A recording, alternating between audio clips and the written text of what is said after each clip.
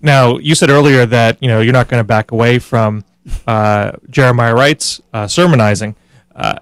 What did you think about Barack Obama's address on race in the wake of that? Because he put some distance between those aspects of his sermons and the man himself.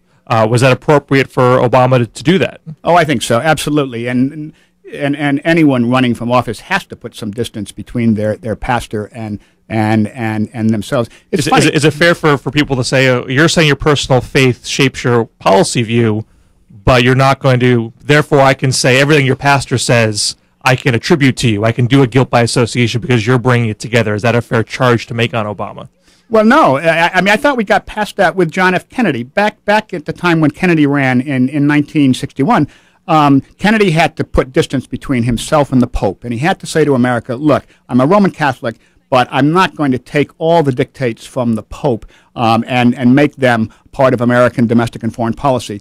Now we're using pastors as like the Pope for John F. Kennedy. We're holding pastors accountable and accusing candidates that they will follow the dictates of their pastor. And it works the same way.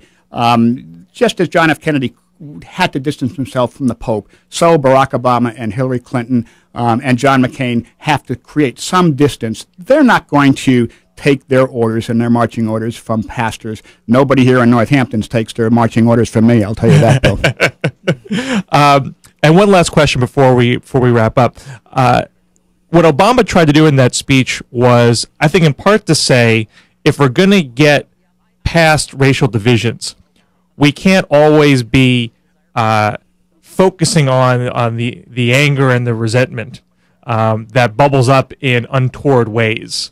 We have to look at the legitimate underlying causes for that anger, right, that cross racial lines, focus on those, and achieve a sense of common purpose.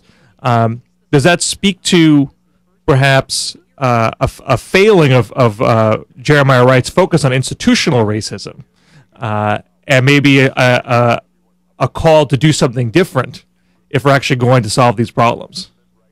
Well, I think we have to acknowledge institutional racism, but when it comes to how we're going to work together as Americans, both black and white and Latino, we have to move beyond that. We have to find ways to recognize each other's fears here and to really try to work together. So absolutely, in Northampton, we still talk about institutional racism, but at the same time, you have to work very, very hard to build coalitions and to honor each other's fears. I thought Obama did very well when he talked about the fear that one of the white members of his family feels in a black neighborhood. And here's the black man acknowledging that it's a lot of whites do get fearful when they're in certain black neighborhoods. He acknowledged that.